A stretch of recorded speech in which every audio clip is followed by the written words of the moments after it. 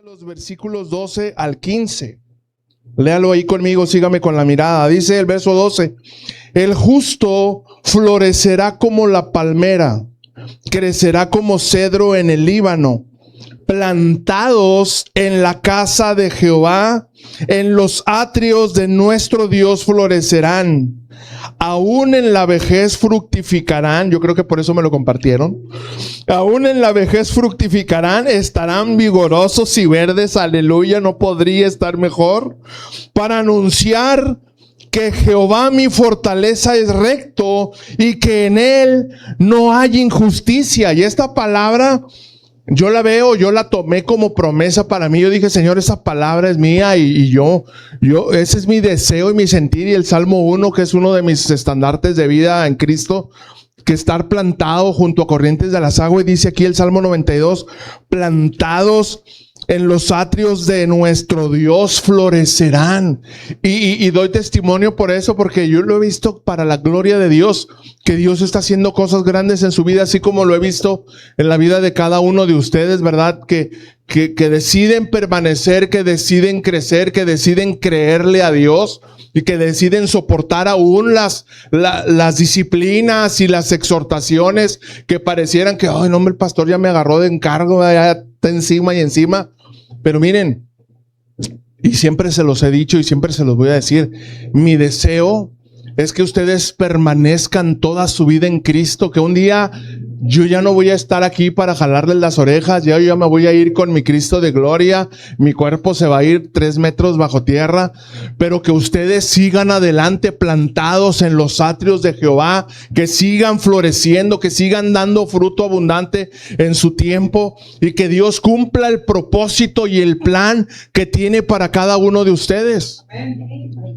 Otra vez, muy poco amén. Y que Dios cumpla su propósito y su voluntad en cada uno de ustedes. Amén. Miren, yo no sé el contexto de vida de cada quien. Yo no sé el contexto de vida de Omar. Yo no sé el contexto de, bueno, sí, un poco de Carlitos. Pero cuando tú ves evidencia de lo que el enemigo intentó hacer desde nuestra niñez a causa de rechazo, de maltrato, de falta de amor, de falta de aceptación, tú te das cuenta que Dios toma el lugar allí como Abba, como Padre, y que Dios se encarga por medio de su paternidad de restaurar y traerlo y plantarlo en una iglesia local. ¿Para qué? Para que en ese lugar encuentre su identidad, se encuentre con una familia. A lo mejor eres parte de una familia disfuncional, donde los hermanos no se procuran, no se hablan, que tratas de hacer un grupo donde los hermanos y los sobrinos puedan estar allí, pues hola, ¿cómo estás? Oye, vamos a tener una fiestecita, esto y el otro, pero yo no sé qué pasa hoy por hoy, pero estamos en la generación del ghosting, donde se trata de fomentar la unidad y la comunicación, y los miembros nunca platican, nunca hacen nada, nunca interactúan. Entonces, estamos viviendo una generación bien terrible y nosotros como iglesia tenemos que suplir eso que adolece la sociedad. Otra vez para los que lo creen, nosotros como iglesia de Jesucristo tenemos que suplir todo aquello de lo que la humanidad adolece.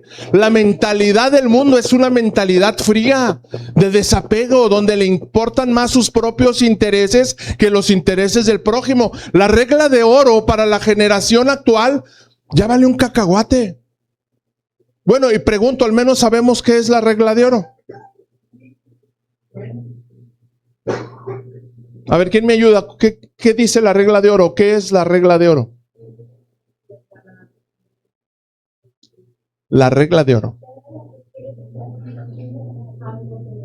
Eso. Todo lo que quieras que hagan contigo, eso tú también. Al buen intento, Mayrita. Y de hecho va por ahí el pasaje.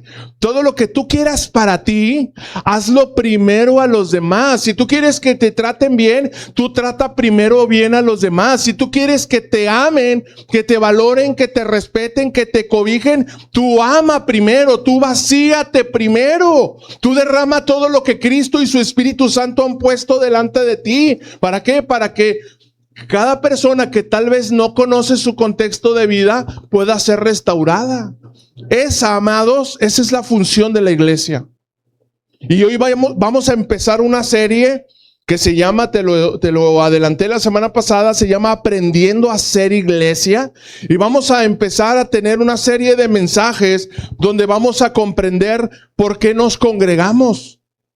¿Por qué tenemos la necesidad de asistir a estudios bíblicos o conectarnos, verdad, en este caso, a estudios bíblicos? ¿Por qué tenemos la necesidad de tener un pastor al cual estarle rindiendo cuentas, al cual estarle llamando para decirle, pastor, me está pasando esto, necesito que me ayudes a orar? O si se puede abrir a la congregación, pues abrirlo y que toda la congregación ore. Por cierto, les abro, nuestra hermanita Jessie se sintió mal en la noche, entonces les pido que estemos orando por ella.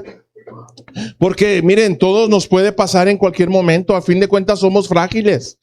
Nuestra fortaleza está en Cristo y nuestra fortaleza está en la cobertura de la iglesia. Pero entonces necesitamos cerrar filas y comprender el por qué pertenecemos al cuerpo de Cristo, por qué pertenecemos a una iglesia, por qué pertenecemos a una vid, por qué en esa vid vamos a fructificar. Mire, hoy por hoy la gente asiste a la iglesia y piensa que eso ya es el todo de la vida cristiana. Nada más asisten, pero no tienen ningún sentido de pertenencia. No hay sentido de pertenencia, no nos identificamos.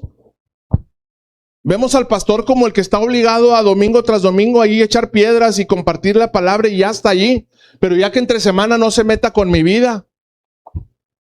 No le importa qué ando haciendo, o no le importa lo que tenga que hacer, o no le importa lo que esté pasando.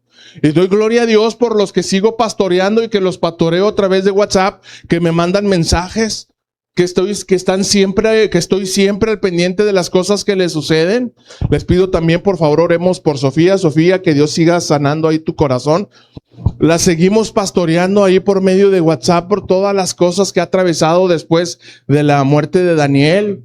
Con Carlitos, que no puede venir tan seguido a causa de su trabajo, que lo tienen ahora sí que como en Egipto, ¿verdad? Lo quieren trabajar de las 10 de la mañana a las 10 de la noche.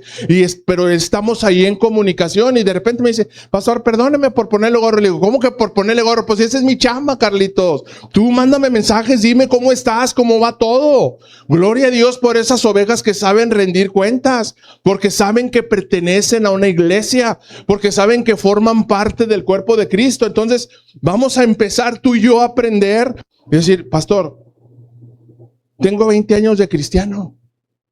Tengo 12, 13, 14 años asistiendo a la iglesia.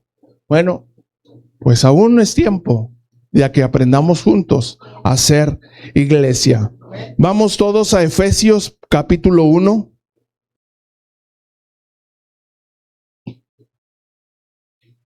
Efesios capítulo 1, versículos 15 al 23. Cuando llegue me dice amén.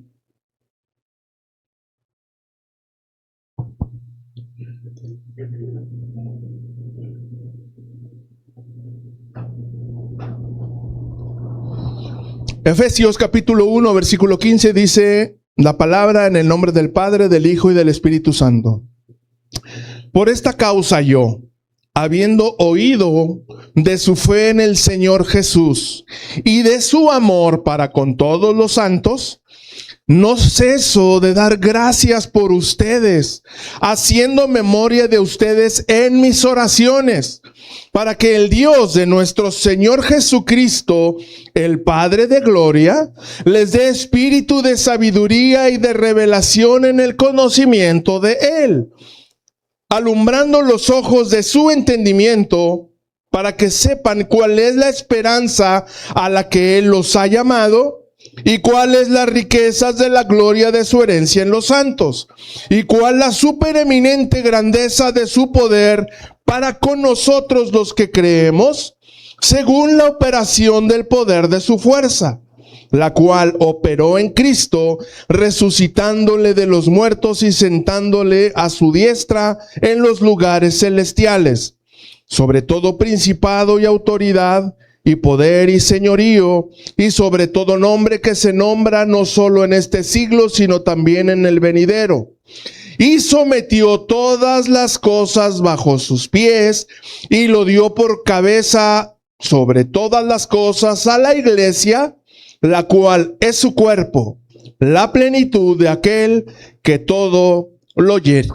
en todo. Oremos. Padre bueno, en el nombre de Jesús, gracias Dios por tu palabra que es bendita. Gracias por el consejo que domingo tras domingo podemos escuchar para alimentar nuestro espíritu, para mostrarnos, Señor, tu voluntad y para enseñarnos, mi Dios, a caminar en ella, a encontrar nuestra asignación de vida, el llamamiento santo que tú preparaste para cada uno de nosotros y las buenas obras que preparaste de antemano para que anduviéramos en ella. Hoy, Padre, pedimos de tu ayuda, espíritu de sabiduría, de conocimiento, de entendimiento y de revelación para comprender cada principio a estudiar. Y, Señor, pido de la guianza, de la ayuda de tu Santo Espíritu para enseñar conforme a la doctrina sana que edifica y que enseña, mi Dios, a caminar en tus propósitos eternos. En el nombre poderoso de Jesús. Amén, amén y amén. El apóstol Pablo, todos sabemos que pastoreaba sus iglesias la mayor parte de las ocasiones por medio de cartas, porque no tenía la misma libertad que tenemos tú y yo de poder recorrer ciertas distancias y congregarnos. Imagínense que usted, por ejemplo, Mayra y Richie, que vienen del Jaral. Imagínense que vienen al culto a las 9 de la mañana, pero no hay camionetas, no hay carros.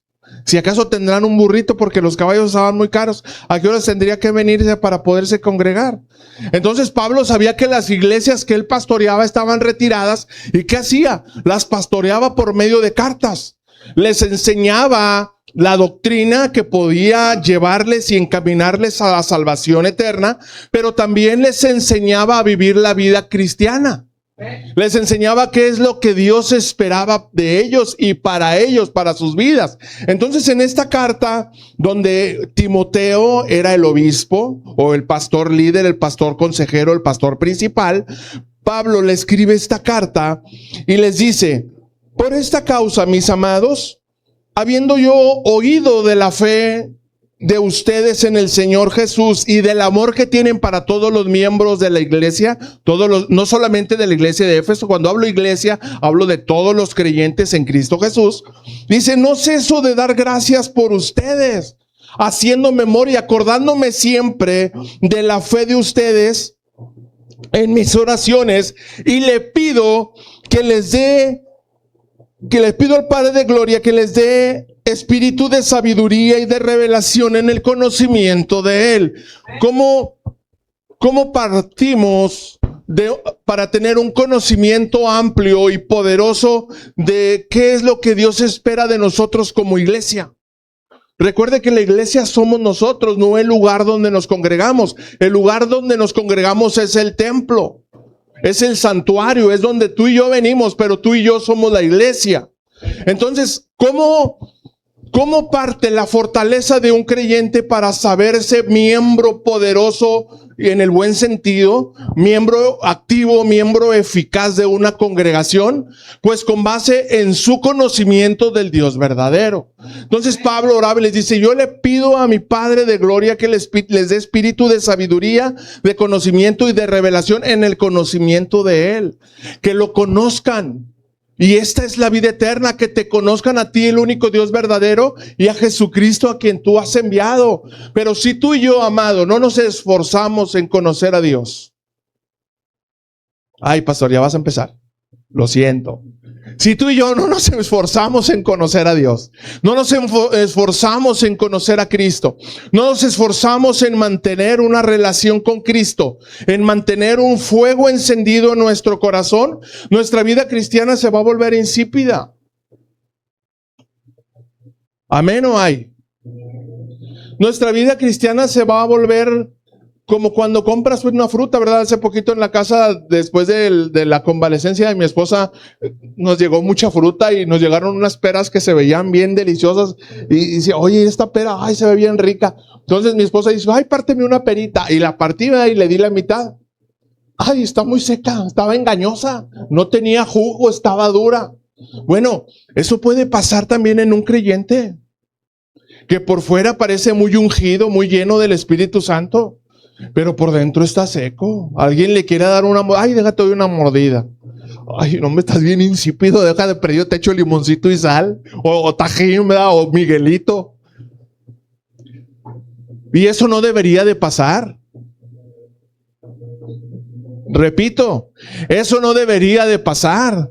Tú y yo deberíamos de ser una fruta madura, jugosa, donde podemos, donde puede fluir la savia del amor de Cristo, porque estamos plantados junto a corrientes de agua. Entonces, si no hay ese amor, si no hay ese conocimiento, no hay esa intimidad con el Cristo de gloria, ¿qué va a pasar en nuestra vida cristiana?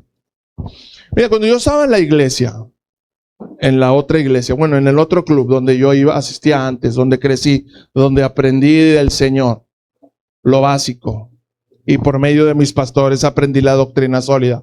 Pero cuando yo asistía a esa iglesia, cuando apenas empezaba a descubrir los misterios de la piedad y los misterios de la liturgia, del culto de la iglesia, pues al principio, pues sacado de onda, ¿no? Porque yo venía de un contexto de música y luego llego y hay otro contexto y empiezo a escuchar canciones que no conocía, letras que no conocía, música que no conocía y que no estaba acostumbrado. Pero poco a poco el Espíritu Santo empieza a hacer la obra. ¿Por qué? Porque yo le dije, Señor, si tú me vas a llevar a tu casa, genera una transformación en mi vida, aunque yo no entienda. Que me convierta verdaderamente en barro en manos del alfarero, que a fin de cuentas, pues yo creo que tú por eso me trajiste a este lugar, que se llama. Entonces, poco a poco empiezo a experimentar ese don, ese fruto del Espíritu Santo, amor, gozo, empieza a cobrar sentido lo que significa la palabra adoración, lo que significa la palabra rendirte, lo que significa palabra ministrar. Entonces, pues empiezo a identificarme, ¿no? Con la vida del creyente, con la vida de adoración. Y empiezo a disfrutar y empiezo a descubrir cosas que antes no sentía, que miren, si estaba con los ojos abiertos, pues no pasaba nada. Pero yo no sé si a ti te ha pasado. Pero si tú cerrabas los ojos y te rendías y te olvidabas de todo y levantabas tus manos, de repente yo sentía que me temblaban las piernitas o que me temblaba la mano. Y ay, Señor, ¿qué me está pasando? Quieto. Y empiezas a experimentar ese tipo de cosas. Entonces, cuando gracias a Dios ya empiezo a adentrarme en las verdades y en los secretos de la vida piadosa cristiana, empiezo a ver a mi alrededor, y mientras yo trataba de adorar y yo me metía en las profundidades del Espíritu, estaban, híjole, tengo que ser gráfico. A ver si sale en la cámara. Yo estaba aquí adorando, sí, Señor, y no sé, me acuerdo, maravilloso, Dios poderoso, y estaba otro así, mira, estaban así.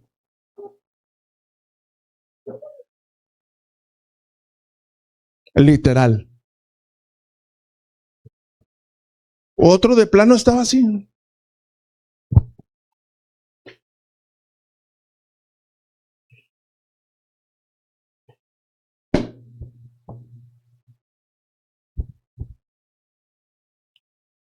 ¿Qué pasaba? ¿Qué crees que pasaba en el corazón y en la vida de esa persona? Preguntamos, ¿será que Dios lo llamó? ¿Será que Dios verdaderamente lo predestinó para alcanzar la salvación junto con toda su familia? Porque te hablo de personas que iban con su familia, con niños chiquitos. Ahora, mi mente siempre ha sido muy viajera. Entonces yo empezaba a imaginarme, bueno, esta persona llegó así en esa condición. Pero ¿qué pasó en su casa cuando se levantó? ¿Qué fue lo primero que hizo cuando se levantó para prepararse, para bañarse, para preparar su ropa, limpiar sus zapatitos? Si no tienen nugget, pues ahí una esponjita, ¿verdad? Darles tantito lustre. Y sus hijos estaban dormidos. ¿Cómo los despertó? Porque iban a la iglesia, iban a la casa de Dios, iban a adorarle. ¿Cómo les hablaba? ¿Cómo los ministraba? O a lo mejor, ¡órale! ¡Órale, se quedan! Yo ya me voy a largar porque tengo hambre y yo me voy a ir a comer y ustedes ahí se quedan, se van a ir en el camión. ¿O qué pasaba dentro de esa casa? Eche a andar su imaginación conmigo. ¿Qué pasaba dentro de esa casa mientras se estaban preparando para ir a la casa? Era el día del Señor. O sea, entienda el concepto, es el día del Señor. Es el día que Él preparó para que tú y yo estemos en su presencia. Es el día que Él preparó para que tú y yo tomemos de su gracia y de su fuerza y le adoremos con todo nuestro ser. Pero ¿qué estaba pasando en el contexto de esas familias? No era una, eran muchas familias. Eran muchas caras que yo así veía.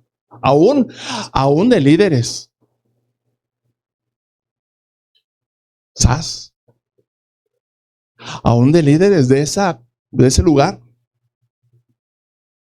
Y nunca pasó nada en sus vidas. Pero no quiero enfocarme, o no quiero que te enfoques tu mente en la condición que tenían, sino por qué vivían en esa condición, para que si tú y yo en algún momento hemos pasado por eso, pues rompamos con esos moldes, porque el enemigo anda como un rugiente buscando a quien devorar, y quiere robarte el gozo de tu vida en Cristo, quiere robarte el gozo de saber que eres parte de la iglesia, de la institución que Él estableció, y lo vamos a ir descubriendo. Cómo venían en el camino, órale, súbanse al carro, rápido, y el portazo, ¿verdad? Y cómo venía ahí gritándoles a los pobres chamacos ahí quitándose las lagañas, ahí los despertaron a la carrera. No, ya no hay tiempo de bañarse, órale, vámonos.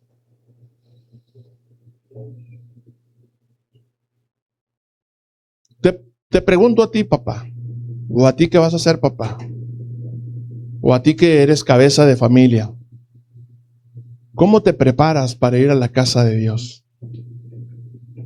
¿Cómo preparas a tus hijos desde un día antes para ir a la casa de Dios? ¿Qué les dices que va a suceder al día siguiente? ¿Con quién te vas a encontrar? ¿Qué va a suceder en ese momento, en ese mover espiritual donde el Espíritu Santo viene y sana y restaura y toca corazones y toca vidas? ¿O preferimos vivir así como esos cristinos apáticos, cara de limón, sin disfrutar, sin recordar, sin tener en su mente la imagen del sacrificio de Cristo, del precio tan alto pagado por su salvación, por su gozo eterno, y nunca tomarlo en cuenta? Y era la preocupación de Pablo, que se enfocaran no tanto en qué hacer como iglesia, sino cuál era su identidad y su formación. Y les dice, yo le pido al Padre que les dé espíritu de sabiduría y de revelación en el conocimiento de Él, verso 18, y que alumbre los ojos de su entendimiento para que puedan comprender la esperanza a la que Él los ha llamado. ¿Cuál es esa esperanza? La salvación, la vida eterna. Tú y yo tenemos la esperanza de la vida eterna y es nuestra, pero necesitamos conocerla, y ya predicamos de lo que significa la soteriología, la salvación, la vida eterna, pero siempre tiene que estar presente en nuestra mente, en nuestro corazón.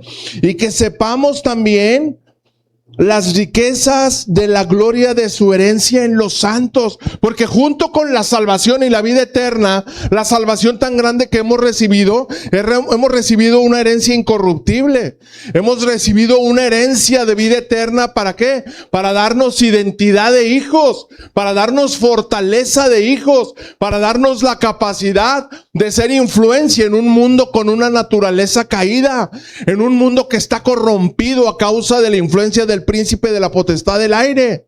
Pero muchos no conocemos esas riquezas. Muchos no conocemos esa herencia que hemos recibido y que tenemos por medio de Cristo. Y si no las conocemos,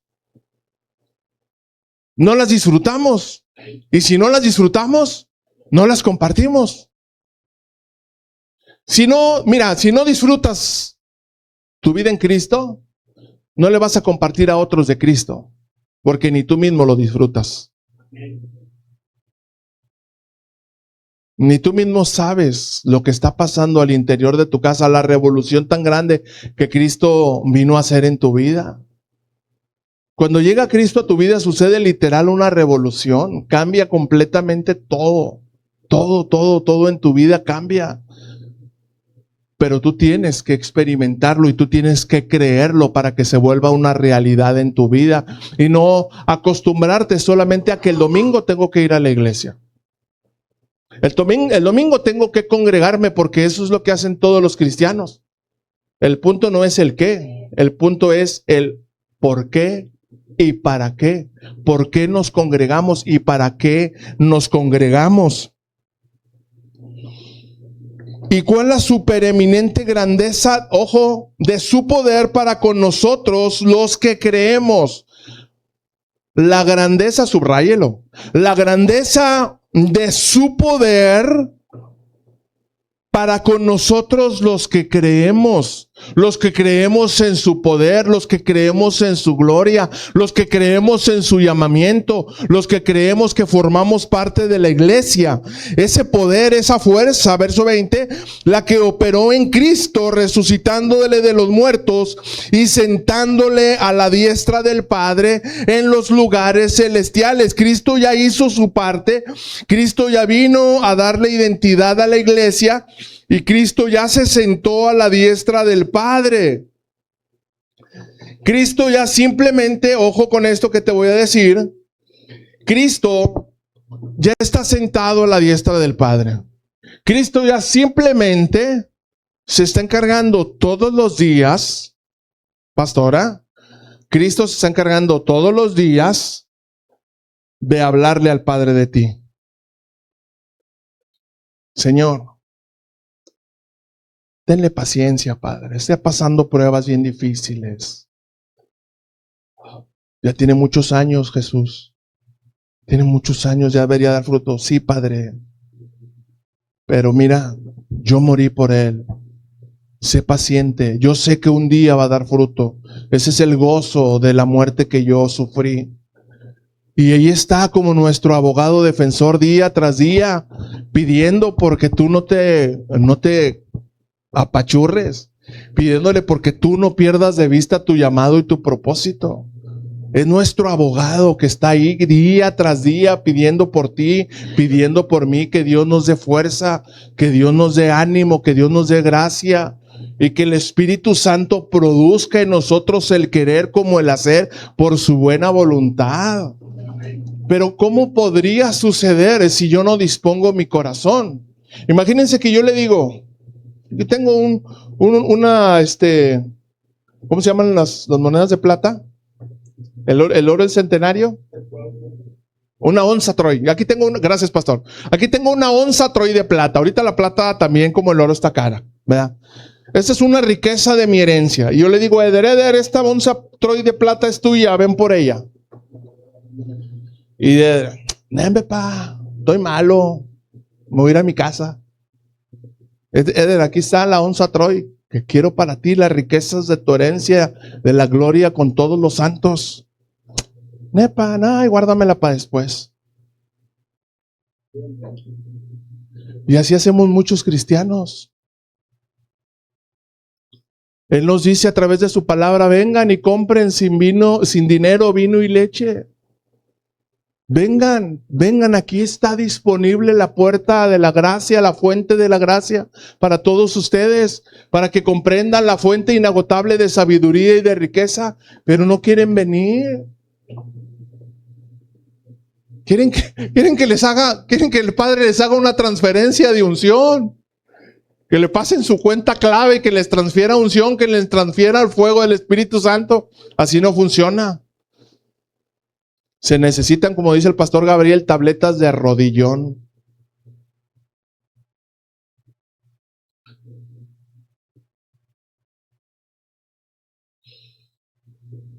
Algunos que me conocen, y nunca les digo a mis hijos, pero algunos que me conocen me dicen, Alex, gloria a Dios por tu vida y gloria a Dios por lo que has hecho en la vida de tus hijos. Aleluya. Le digo, no, cállate la boca. Yo no he hecho nada. Quien ha hecho la obra en sus vidas es el mismo que tuvo misericordia un día de mí, me llamó y me rescató para su gloria eterna. Yo lo único que he hecho simplemente es tratar de ser un padre íntegro y honesto que les muestra su deseo y su anhelo de vivir conforme a la voluntad de Dios. Y aunque en algunas ocasiones les parezca religioso, y en algunas ocasiones, ay papá, no me... O les mando, ¿verdad? De repente están ahí, con alguna discusión del entorno familiar, y ahí les meto su estate quieto y les mando una palabra, y ahí me ponen memes, ay, otra vez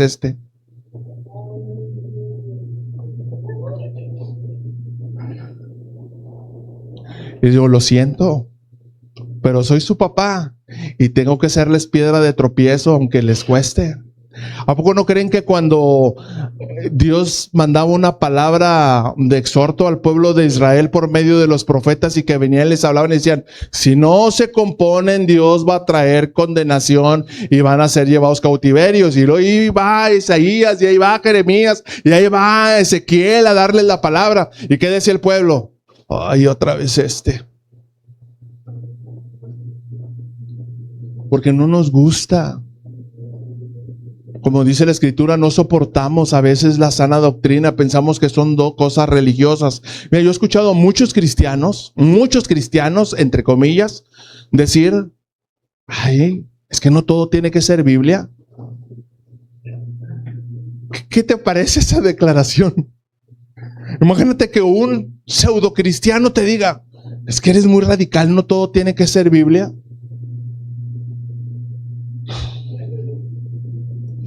Hay con ganas de decirle, agáchese, mijo, agáchese.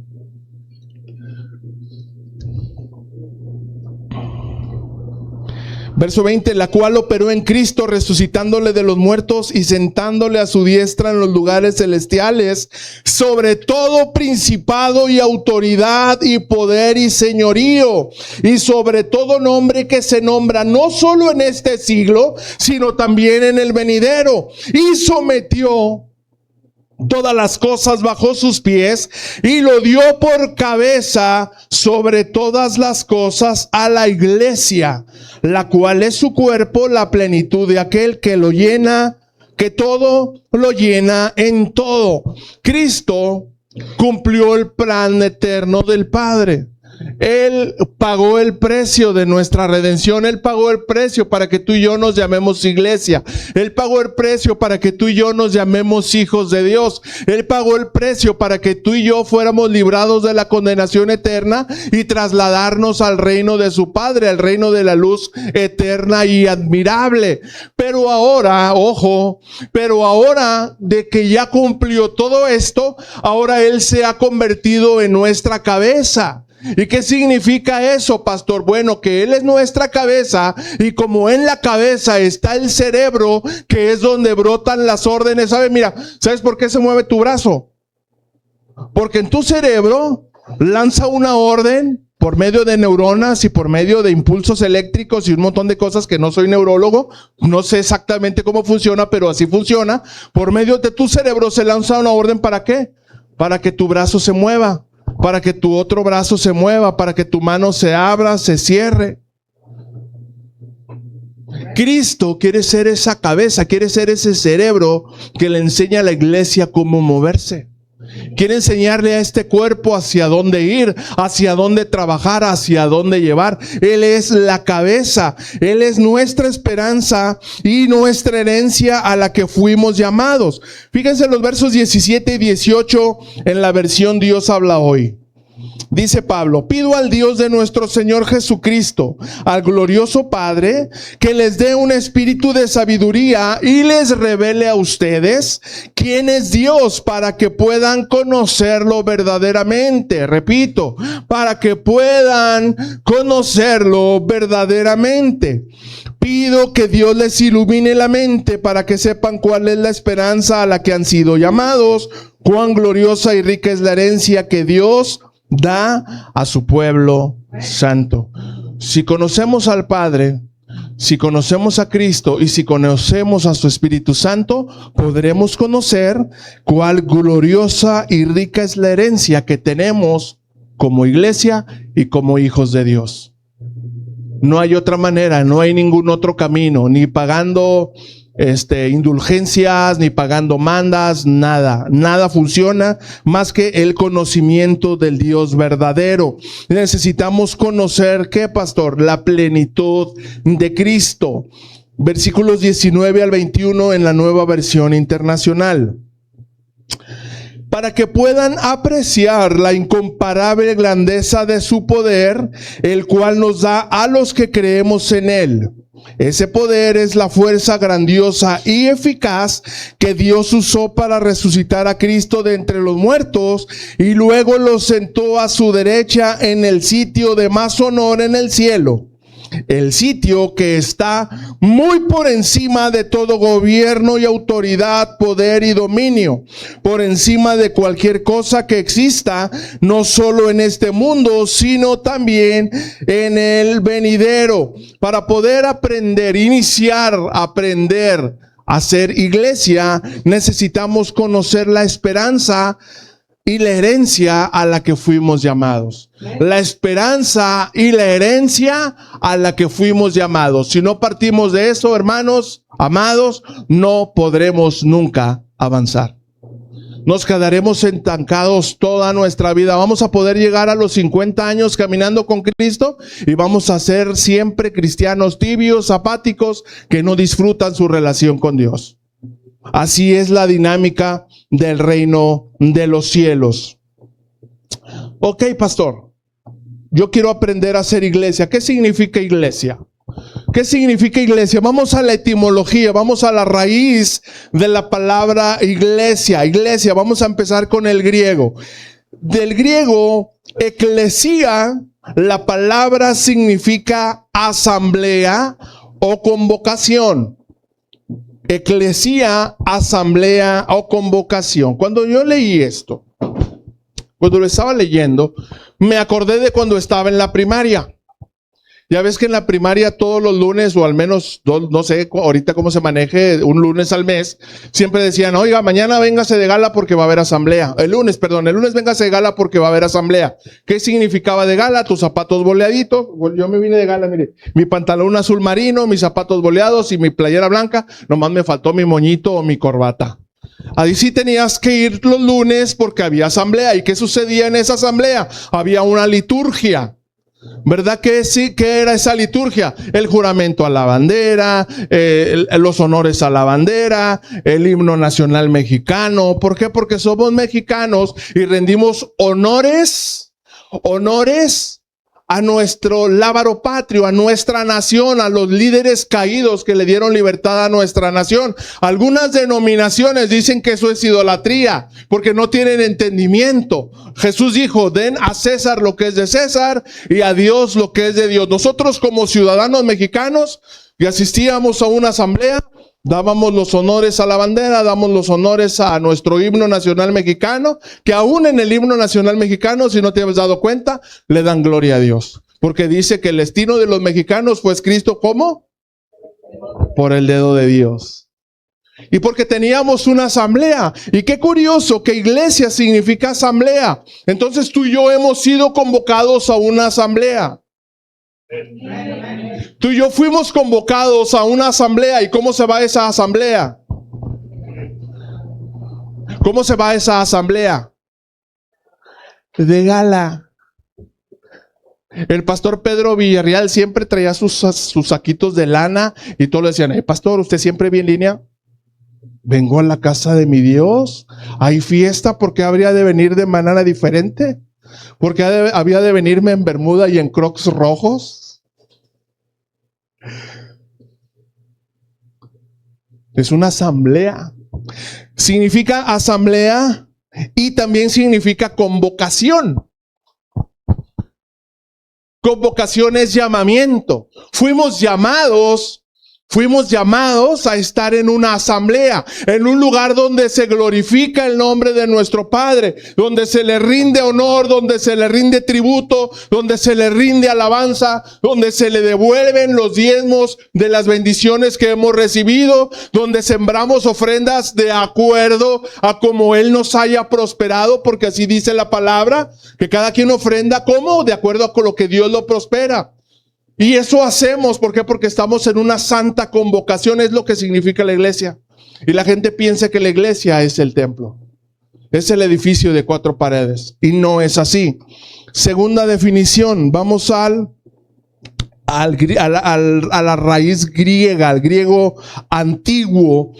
Esa palabra eclesia se deriva o es un derivado del verbo ekaleo. Ekaleo, eclesia es sustantivo. Ekaleo es un verbo que habla de acción, de hacer. Y la raíz de la iglesia es ekaleo, que significa llamar hacia afuera. Convocar o llamar hacia afuera. ¿Se fija cómo va cobrando sentido el significado de la iglesia? Somos llamados primero, somos convocados a estar en un lugar, en una asamblea, donde le rendimos honores, donde le rendimos gloria y honra a nuestro Padre eterno, a nuestro Padre celestial, pero también somos convocados con una acción de ir afuera, de no permanecer solamente encerrados, disfrutando de manera egoísta nuestra relación con Cristo, nuestra vida de iglesia, sino salir también hacia afuera y compartir a otros nuestra vida cristiana, nuestra vida de iglesia. Eso es lo que significa. Yo no estoy molesto, ni estoy indignado, ni estoy, algunos me han dicho que, ¿cómo? Resentido con las mega iglesias porque nada más están encerrados, porque nada más se encargan de adular y de encerrar el oído y de que vengan y ven y hasta suben spot, ¿verdad? Ven a nuestra iglesia. ¿Quieres conocer verdaderamente? Ven a nuestra iglesia. ¿Quieres prosperar? Ven a nuestra iglesia, nuestra iglesia. Y su iglesia, tú después ves a sus nombres y las iglesias de ahorita ya no se llaman asamblea o convocación santa. Las iglesias de ahorita se llaman una fábrica de éxitos. Que yo no sé si vieron una predica donde nombré esto, pero después le cambiaron y ya no ponen fábrica de éxitos, ahora ponen FDA. Pero sigue significando lo mismo, así como nosotros somos CDO, casa de oración, ellos siguen llamándose fábrica de éxitos. Y la iglesia, en ningún libro de la Biblia yo encuentro que diga que la iglesia es una fábrica de éxitos.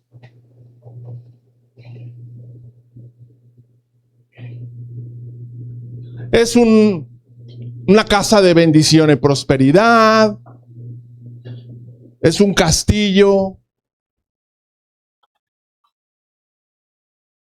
Y un montón de nombres que no tienen absolutamente ningún sentido. Y ahí es donde me doy cuenta y donde el Espíritu Santo me mostró que los creyentes de esta actualidad necesitamos aprender a ser iglesia.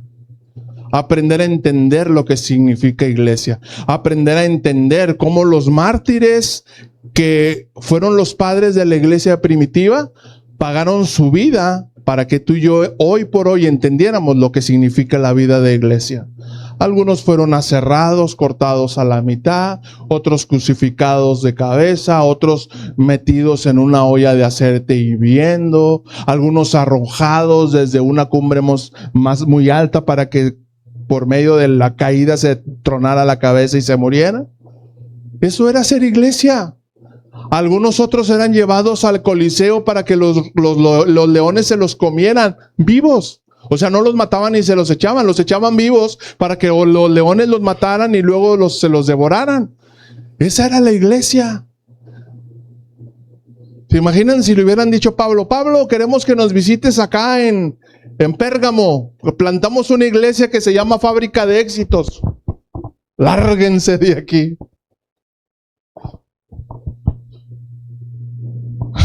Es una convocación santa a tomar identidad y a llevar afuera identidad a otros que necesitan conocer la verdad de Cristo, que necesitan encontrar su lugar dentro del cuerpo de Cristo. No puedo avanzar más. Solamente quiero que vayamos a Mateo capítulo 16. Vamos a ver la primera vez donde Jesús nos nombra iglesia.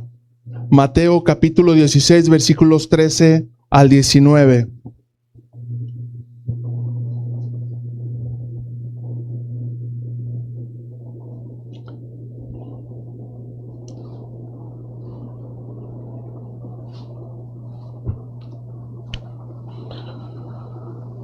Dice el versículo 13. Viniendo Jesús a la región de Cesarea de Filipo, le preguntó a sus discípulos diciendo: ¿quién dicen los hombres que es el Hijo del Hombre? Ellos dijeron: Señor, pues unos dicen que eres Juan el Bautista, otros dicen que eres la reencarnación de Elías, otros dicen que eres el profeta Jeremías o algún otro de los profetas. Verso 15. No. Bueno, a mí no me interesan lo que digan los que no están dentro. A mí me importa lo que digan los que están dentro, porque yo quiero saber qué tanto me conocen. Él les dijo, ¿ustedes quién dicen que yo soy? Verso 16, respondiendo Simón Pedro le dijo, tú eres el Cristo, el Hijo del Dios viviente. Entonces le respondió Jesús, bienaventurado eres, Simón, hijo de Jonás, porque no te lo reveló carne ni sangre, sino mi Padre que está en los cielos. Y yo también te digo que tú eres Pedro, y sobre esta roca edificaré mi iglesia, y las puertas del Hades no prevalecerán contra ella. Y a ti te daré las llaves del reino de los cielos, y todo lo que ates en la tierra será atado en los cielos, y todo lo que desates en la tierra será desatado en los cielos. Jesús les dice, a ver, Mayra, ¿tú quién dices que yo soy?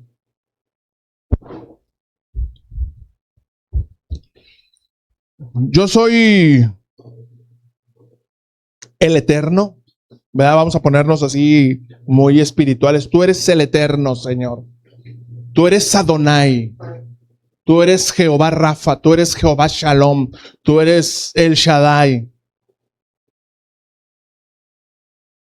Y Pedro, del vulgo, sin tanta, sin especular tanto, le dice, Señor, tú eres el Cristo, el Mesías, el ungido, el enviado del Padre. Tú eres el enviado del Padre, el Hijo del Dios viviente. Tú eres aquel que vino a mostrarnos al Padre, a que vino a dar su vida por nosotros. Y Jesús, complacido, no se sintió, oye, pues qué poquito, ¿no tenías más adulación para mí? Jesús, complacido, era todo lo que necesitaba que supieran, que Él era el Hijo de Dios, enviado a darnos identidad. Y le dijo, bienaventurado eres, Simón, hijo de Jonás, porque no te lo reveló carne ni sangre, sino mi Padre que está en los cielos te hizo saber que yo soy el Cristo, aquel a quien tú necesitas para caminar con firmeza en esta tierra. Y yo te digo que tú eres Petroi, tú eres Pedro. Petroi significa piedra pequeña. Tú eres Petroi. Algunos dicen que Él es donde Cristo fundó la iglesia, la roca, no, pero Jesús le dijo, tú eres Petroi, tú eres Pedro. Petroi significa piedra pequeña, una piedra, ojo, una piedra que se coloca junto con las demás piedras sobre la piedra angular que es Cristo para edificar una iglesia. Tú, Pedro, eres una de esas piedras vivas colocadas sobre el cimiento de la iglesia, y a ti te daré con la iglesia la potestad para atar y para desatar. Todo lo que ates en el cielo será atado en la tierra, y lo que desates en la tierra será desatado en el cielo. Y sobre esa roca, cuando habla de roca, se refiere a la declaración que Pedro hizo, no a él como roca, porque él es Petroi, piedra pequeña. Él habla de la declaración, la roca de fe. Él le dice, y sobre esa roca, sobre esa declaración de fe, yo voy a edificar mi iglesia. Tú y yo, si estamos edificados sobre la roca, si estamos edificados sobre Cristo, verdaderamente somos la iglesia.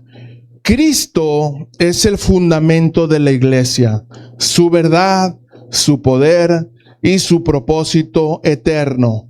Todo será cumplido en Él. Aleluya. Hasta aquí vamos a dejar. La próxima semana, con el favor de Dios, continuamos. Repase sus notas, alumno. Discípulos, repasen sus notas. Vaya saboreando, vaya disfrutando. Nos vamos a ir despacio, poco a poco, entendiendo por qué vamos a una congregación, por qué pertenecemos a una congregación, porque tenemos un pastor, porque tenemos líderes, porque tenemos una función dentro del cuerpo. Lo vamos a ir descubriendo. Por lo pronto, dejamos hasta aquí las bases de nuestra vida de iglesia. Póngase sobre sus pies, por favor.